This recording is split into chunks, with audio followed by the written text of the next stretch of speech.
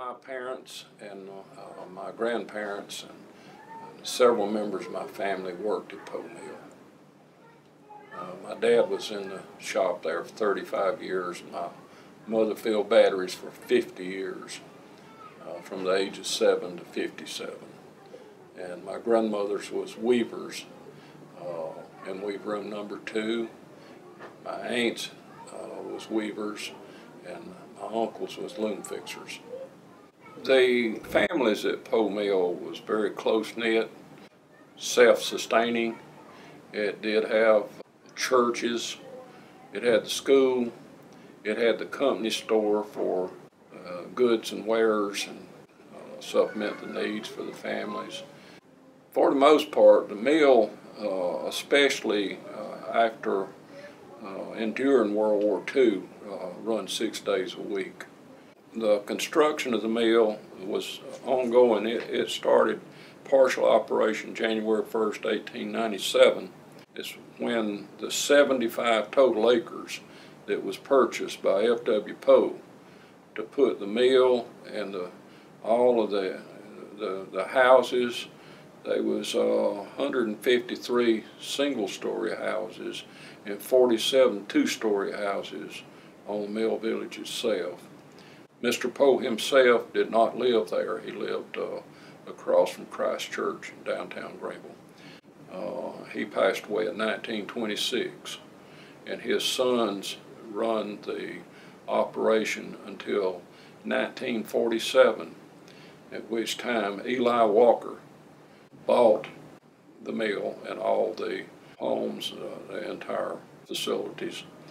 It was up and running in its entirety, the mill itself, by 1909, and had in excess of 63,000 spindles.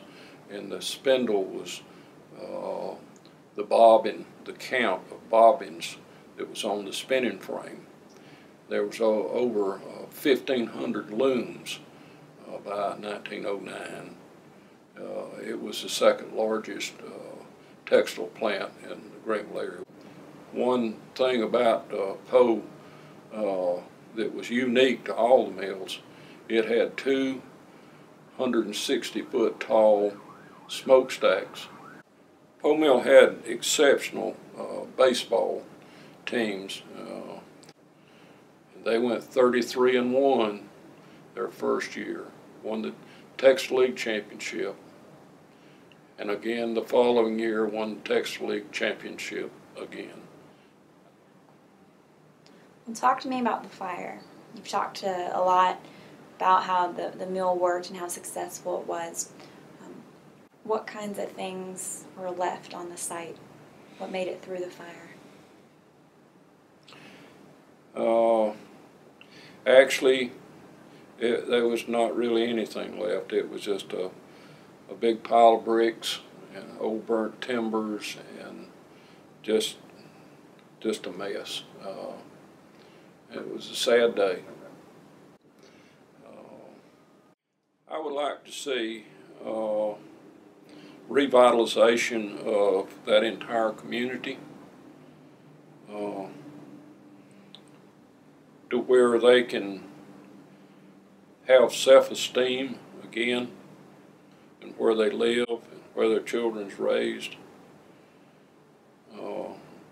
I would like to see the surrounding areas of where the mill stood to become more wholesome for family members, that they can get out and walk on the streets again at night and feel safe. And I think that a park, and especially activities by youth with their skateboards, will bring that about, because they'll be there in the evening hours and having a wonderful time that they can't experience now. It would be so inspirational to those families to have a decent place to have their kids play, as opposed to living in some of those streets that they're afraid for their children to be outside.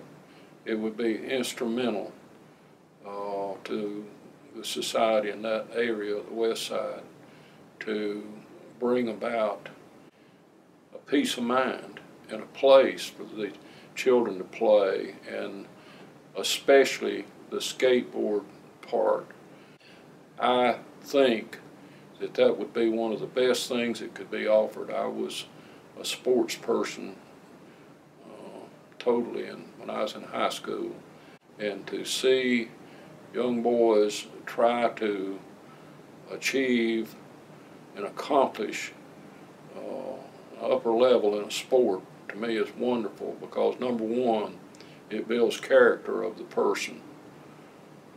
It builds good time, good fellowship to be with others, and a wholesomeness that cannot be experienced unless you have participated in sports.